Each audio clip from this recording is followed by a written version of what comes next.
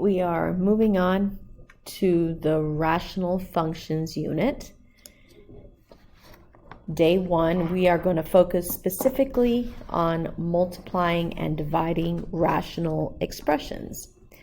So in these notes, we will introduce that, and the ultimate goal of this unit is to graph rational functions. So what exactly is a rational function? Well, a rational function is a function that can be written in the form of f of x equals p of x divided by q of x, where p of x is the numerator. So I'm going to write over here as a reference. Numerator is p of x, and the denominator is known as the q of x. Okay. And let's make this a little thinner here. All right. So let me make sure this doesn't look like a q. There you go. That's better. All right. Now, one thing I do want to bring to your attention, and you will notice as we move further into the unit, that we will harp on the fact that we must always make sure that the denominator does not equal 0, okay? When it comes to a rational function, we do not want it to equal 0, all right? And you will understand what that means graphically as well, okay? But for the purposes of our lesson today, we're just going to consider it a formality, and we'll dive deeper into what does that play a role in when it comes to graphing rational functions. You will notice that both the numerator and the denominator are polynomials. So it is understandable why we wait for this section, as we need to make sure we understand what polynomials are, how are they graphed and whatnot, in order to do rationals. So let's start first with simplifying rational expressions.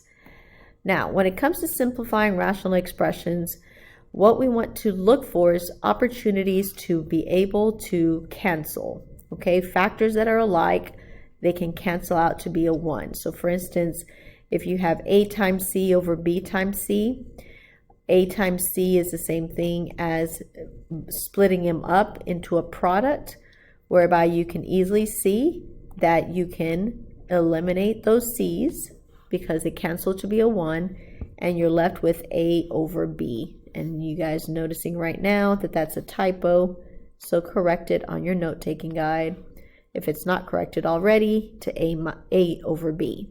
So let's apply this specifically with problems. So here's an example. 15 over 65, something very simple. Notice that 15 was factored out into 3 times 5 as a product of prime numbers, as well as 65, okay? So those are a product of prime numbers. Product, meaning multiplication of prime numbers. And once you rewrite it as a product, it's more visible as to what are the common factors. And so in this case, the 5s cancel out to become 3 over 13. Now, some students are like, well, can I just not reduce the fraction? That makes more sense to me. You actually are saying the same thing. It's just a slightly different technique. You are reducing the fraction by using the GCF, and the greatest common factor is 5, so you're dividing both by 5. And so, yes, you may do it that way as well. So you pick your choice, okay? The next example, we have 2 polynomials that are dividing, which again are depicted as a rational function. So look at this expression. Notice that we are going to do exactly what we harped on over and over in the previous unit. Always find your greatest common factor first, okay? And in this case, our greatest common factor was a 4. So when you pull out a 4, out of 4x plus 12, over here on the side, I will do the quick math. If you take a 4 out of 4x and 12, you are left with x plus 3, right? That's your x plus 3. So 4 times x plus 3 over. Now the x minus 5 times the x plus 3. So notice that this here is a trinomial.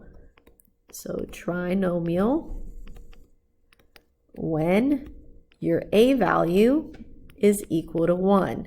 And that's the really simple, straightforward factoring method one, whereby you ask yourself, now just in case you forget, first of all, the trinomial is a form of ax squared plus bx plus c, okay, where a in this case is a 1, all right? And since it's a 1, we just view it like this, right? All right, so what times what is going to give me the c value that at the same time adds to give me the b value? Well, my c value in this case is a negative 15. So I'm going to write negative 15 right here. And my b value in my problem is a negative 2. So what we found out was what times what was negative 15 that at the same time was negative 2? Well, they found negative 5 and 3 to be those answers. So that's how they came up with the writing of x minus 5 and x plus 3 right here, okay? So notice the factors now are able to be canceled, and we're left with 4 over x minus 5 as our final answer. Factors can only be canceled when you are fully multiplying, okay? You cannot cancel any other way. So in the next section here, you're going to notice that there are times that we are going to need to pay real close attention to those types of problems that seem that you can cancel, but they're actually just in disguise. They're trying to trick you, okay? Specifically, I'm just going to go ahead and jump to problem number 6 to give you an example, okay? Problem number 6. Students look at problems like this many times and they're like, oh, look, x plus 1, cancel it out, I'm done. You cannot cancel if multiplication is not being incorporated the entire time. If you read out the numerator, that's read as x minus x plus 1. This is not x times x plus 1. If it indeed had been written like this, x times x plus 1, you are correct. I would have been able to cancel x plus 1 and say my final answer is x. That is not the case here. This problem is x minus x plus 1. So what I want to caution you is you cannot cancel, okay, cross reduce if not multiplying. So be very careful with situations like this. Just because they look alike does not mean you can cancel. So let's distribute this negative into the parentheses. So it's left with x minus 1 over x plus 1. Well, x minus x is just 0. 0 minus 1 is negative 1 over x plus 1. So this right here actually is our answer for number 6. Okay? Let's go to number 1. So x plus 6 over 3. Can you find a GCF up here? No. Here? No. The only GCF is the 1. So here, there's nothing to do. You're done. That's as simplified as it can get. Okay? Whereas over here on number 2, look at the numerator. Do you see what the GCF there is? If you saw it to be the number 3, you are correct. So let's divide 3x plus 6 divided by 3. And what do we get? Well, these 3's go away, so we get an x. 6 divided by 3 is a 2. So 3 times x plus 2 over the 3. So what do we notice? We notice that the 3's are going to cancel, reduce to 1, and you're left with x plus 2 as your final answer. Let's do this one. the GCF upstairs, you have an x squared and an x to the third. The highest number of x's that come out is an x squared. What is left over? I'm going to come over here to the bottom. X squared minus 7x cubed. Some of you are doing this in your head, but if you're struggling with factoring, take your GCF and divide it by everything you're taking it out of, and then visualize it. So x squared over x squared, what does that give me? Well, those are identical, so that's going to be the number 1. So 1. And then 7x cubed over x squared. The x3 over x2 leaves you with an x, so that's going to be a minus 7x over x. And you can always check, okay? X squared times 1 is going to be x squared. Check. X squared times negative 7x is going to be negative 7x cubed. Check. So I know I did it correctly. X squared over x, well, x squared over x reduces to just an x. And then the parentheses 1 minus 7x just comes along to the side. And we are done. Okay, let's go. Over here on number 4, you'll notice that the only GCF upstairs and downstairs is going to just be a 1. So since 1 doesn't affect our problem or help us in any way, we are done with this problem. There's nothing else you can do to simplify it. For this problem, hopefully you're recognizing it from last unit. We are factoring by grouping in this particular problem. Factoring by grouping. So what I want you to notice is that in this problem, specifically, the GCF is going to be a factor, right?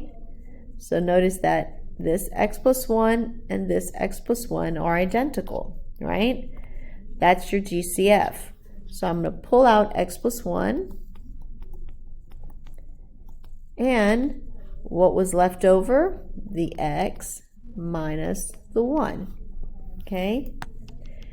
Now, if you were like, I have no idea what you just did. Okay, this is what I did. This is your problem. Okay, the GCF is the pink, so I need to divide by the pink. Okay, so x plus 1, x plus 1. Well, that disappears, so you're left with an x. There's my x. And then this disappears, so what am I left with? Invisible 1. So there's my minus 1. Okay, so the GCF is the x plus 1, the pink, right? And then what was left over were outside. Okay, so rewriting it here again to help you see. Write down the pink, x plus 1, and then write down this and this in the other parentheses. Over the denominator, x plus 1, this is going to disappear. So x minus 1 is my final answer. Okay? Okay, let's go to practice problems. Let's look at number 2 and 3. So number 2 is a factoring a trinomial. So notice again, the a value is a 1 on both of these trinomials, right? So when it's an a equals 1 trinomial means 3 terms, just go ahead and put your pair of parentheses, okay? Because you know it has to be an x squared, so you know it's going to be an x times an x. You're trying to guess those numbers, okay? So for the numerator, we're doing what times what is giving me 16, that at the same time adds to give me -8. So pause your video and do that for numerator and denominator. And let's see what you get. Okay, so you should have got -4 and -4. -4 times -4 is 16, and -4 plus -4 is -8. So working on the other problem, what times what equals -24. Again, if you haven't done that part yet, go ahead and pause. Okay, so what times what is -24? I got a 6 and a -4 and a 6 plus -4. Now, always remember when you're trying to figure out these numbers, especially when it comes to rational functions, if you already have your numerator, more than likely in the denominator, one of the factors is going to be a same one. So try and always use that to help to your advantage, right? So those two are going to cancel, and you're left with x minus 4, x plus 6 as your final answer. X minus 4, whoops, sorry. X minus 4 over x plus 6. So there we go. Okay. Looking at number 3, I want you to remember how to do this type of factoring, and that has to do with difference of squares. Difference of squares. So difference of squares, difference just means that you are going to subtract, okay? Difference means subtract. And you have done this in the previous unit, not as much as factoring trinomials, but if you have two terms that are perfect squares and they are subtracting, all you're going to do is think of it as square rooting, okay? You're kind of like square rooting those. You are square rooting, but please don't think that that's the operation that we are doing necessarily mathematically. It's just the quick trick to it. The square root of a squared would merely be a, so you would put the answer here and here, the same answers.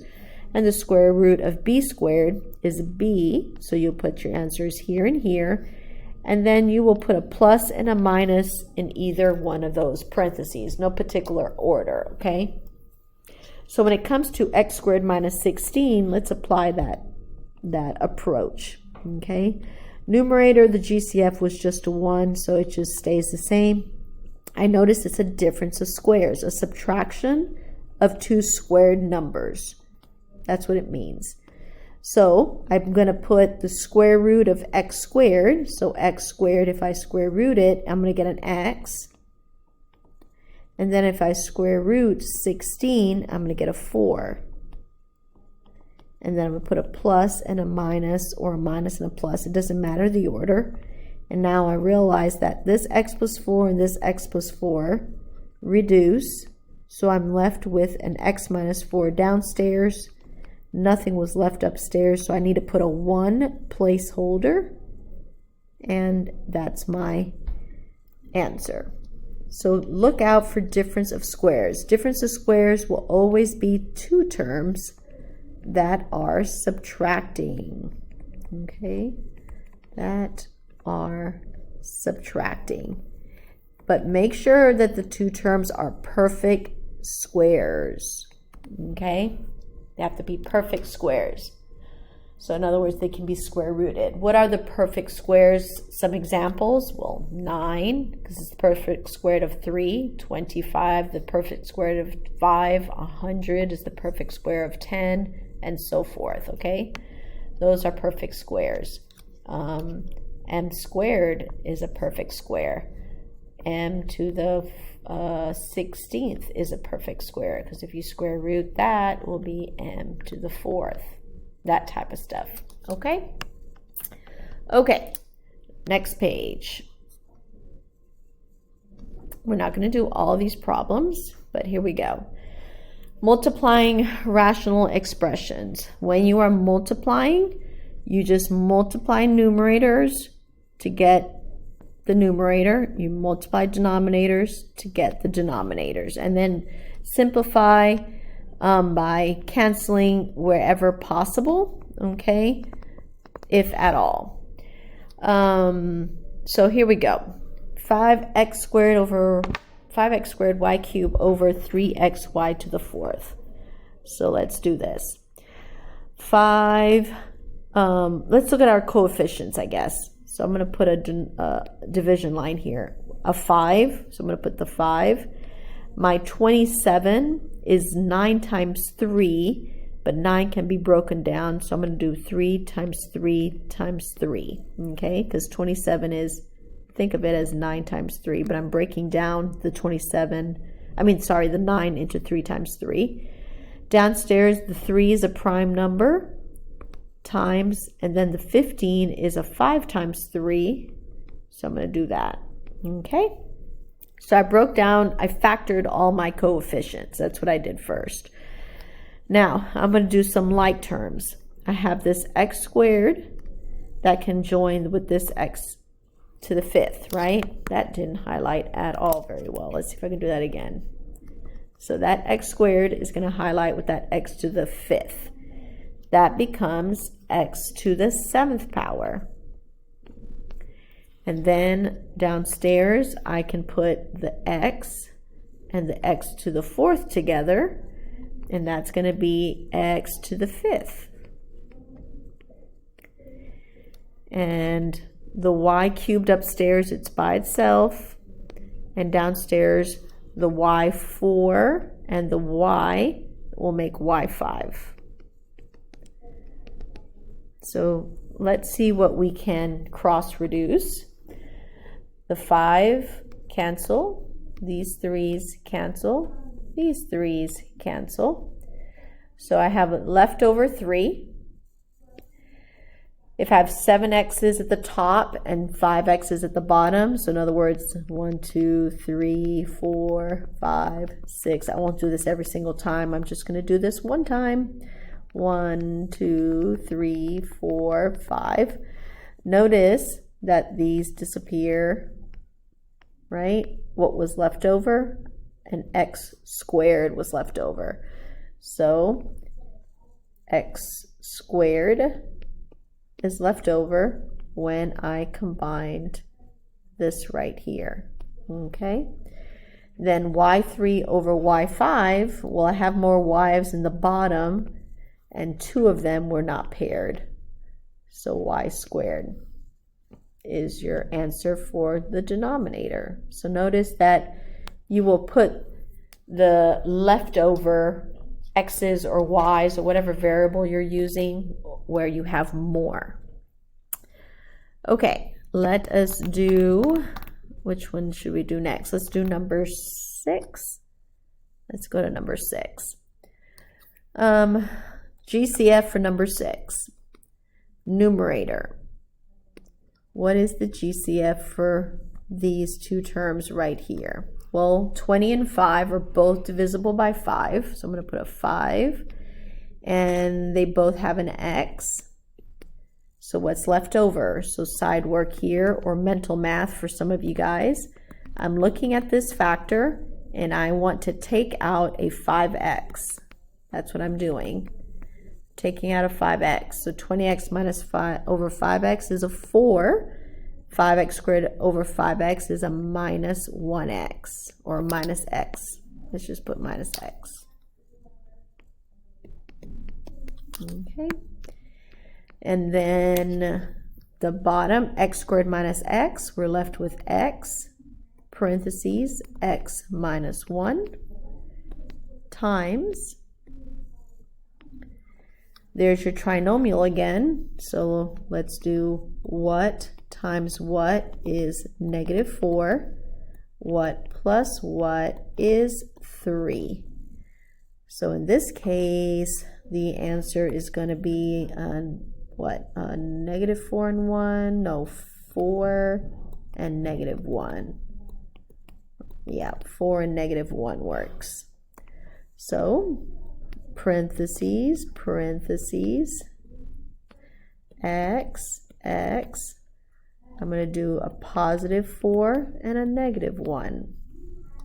Okay? And here's that difference of squares. So, square root of x squared is x. Square root of 16 is 4. And plus minus. All right, everything is factored up. So let us cancel x minus 1, this x and this x plus 4 and x plus 4. Now we notice that this x minus 4 and that 4 minus x are really close to being the same. We just wish we can exchange them, right? So if I switch the order to x minus 4, so I'm going to write this in yellow to make it a point, okay? If I switch this to x minus 4, I have to account for the change in the order by taking out a negative, okay? So I'm going to do that again. Since I switched the order, okay, of 4 minus x, I have to say I want it to be x minus 4 instead of 4 minus x, so I need to put a negative.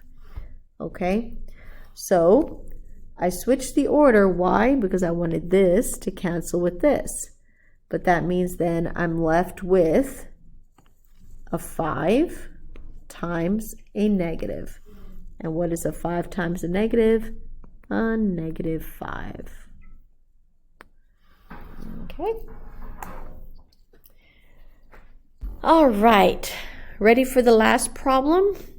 Dividing rational expressions. When it comes to dividing rational expressions, what I need you to do is to change it into a multiplication. So change into multiplication.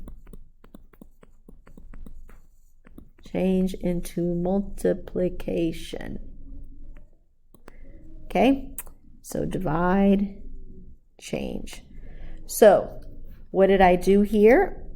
A over B divided by C over D. Well, the division is changed to multiplication. But notice that the second rational expression has to be flipped because you are taking the reciprocal of that second fraction. And once you have taken the reciprocal, multiply numerator times numerator and denominator times denominator. So let's practice. Here we go. We will practice with number 7. You are going to keep the first fraction. You remember, a lot of times I've heard the saying, students say, oh, the keep, change, and flip expression. That's what you're doing. What you're actually doing is multiplying by the reciprocal, okay? You're multiplying by the reciprocal. So, keep the first fraction. So this first fraction, x squared minus 4x minus 21 over 5x plus 15, we are going to keep it. So I'm just going to write it as is. Okay. But you are going to change your operation of division to multiplication, and then you are going to exchange numerator and denominator. So x squared minus 100 goes upstairs, and x squared plus 3x minus 70 goes downstairs. So now we are going to factor. So I need two things that multiply to be negative 21 that at the same time add to be negative 4. So what times what gives me negative 21 that adds to be negative 4. So negative 7 times positive 3 gives me negative 21.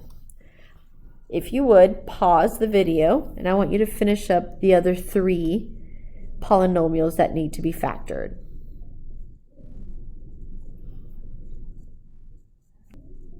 All right, you're back. Here's what you should have had.